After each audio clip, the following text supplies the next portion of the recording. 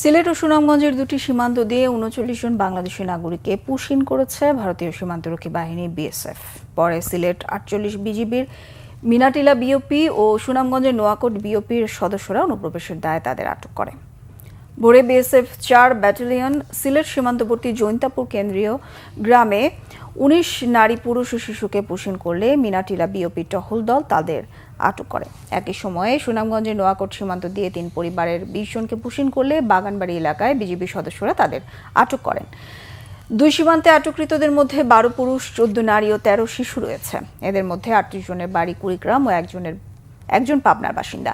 BGB জানায়, প্রাথমিক জিজ্ঞাসাবাদে সবাই বাংলাদেশের নাগরিক বলে স্বীকার করেছে এবং তারা বিভিন্ন সময়ে অবৈধভাবে ভারতে যায় বলে জানায়। এদিকে মঙ্গলবার ভোরে লালমনিরহাটের পাটগ্রাম উপজেলার বাউড়া সীমান্ত দিয়ে নারী শিশু সহ ৭ নাগরিককে পুশিন করেছে বিএসএফ। খবর পেয়ে বিজিবি রংপুর ৬১ ব্যাটালিয়নের বাউড়া নবীনগর ক্যাম্পের সদস্যরা তাদের আটক করে। আটককৃতদের বাড়ি খুলনায় বলে জানা গেছে।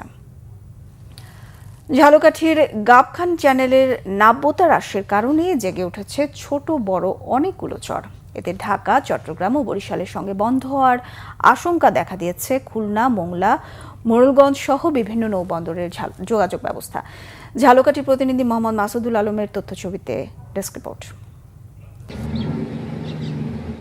ব্রিটিশ শাসনামলে ঝালকাঠির গাবখান নদীর ১০ কিলোমিটার খননে উদ্যোগ নেয় ব্রিটিশ সরকার। এতে ঢাকা, চট্টগ্রাম, বরিশালের সঙ্গে ২০০ কিলোমিটার দূরত্ব কমে যায় খুলনা, মংলা, মোরেলগঞ্জ, হুলারহাট সহ গুরুত্বপূর্ণ নৌবন্দরগুলোর। পরিচিতি পায় বাংলার সুয়েজ খাল নামে। কিন্তু দীর্ঘদিন কার্যকরী ড্রেজিং না করায় হ্রাস পায় চ্যানেলটির নাব্য। এ কারণে যথাসময়ে পণ্য নিয়ে গন্তব্যে পৌঁছাতে পারছে না মাঝারি অনেক জাহাজ। এছাড়া প্রায় ২০০ কিলোমিটারের বেশি পথ ঘুরে বঙ্গোপসাগরে দিয়ে যেতে হচ্ছে বড় আকারের জাহাজগুলো। এতে সময়ের সাথে ক্ষতি হচ্ছে অর্থেরও।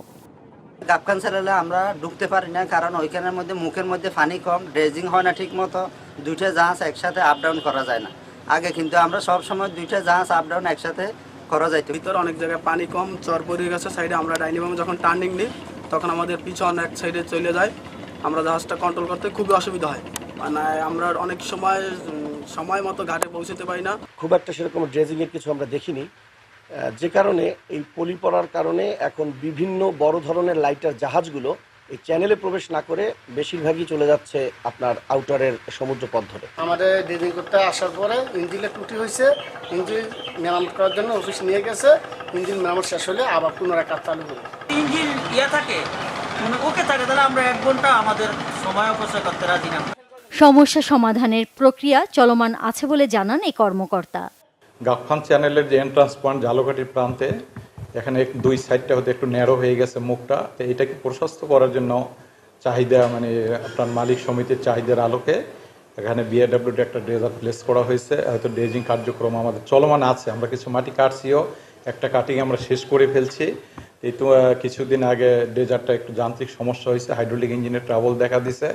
তবে সেটা মেরামতের জন্য কিন্তু আমরা প্রয়োজনীয় ব্যবস্থা অলরেডি গ্রহণ করছি। দ্রুত চ্যানেলের নাব্যতা ফিরিয়ে আনতে কর্তৃপক্ষ কার্যকরী ব্যবস্থা গ্রহণ করবে এমন প্রত্যাশা স্থানীয়দের। Banglavision news desk.